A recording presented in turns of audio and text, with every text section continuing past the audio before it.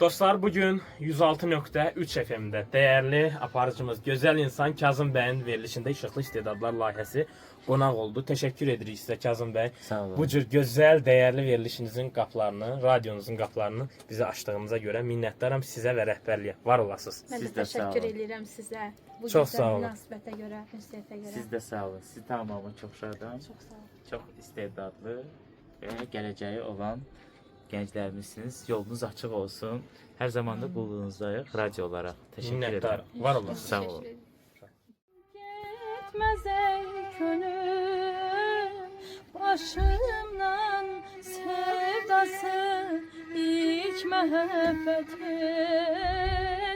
başımdan sevdası ilk məhəbbətin əlimə dəyməmiş cananın əli döyüb is more than just a game for two. Love is all that I can give.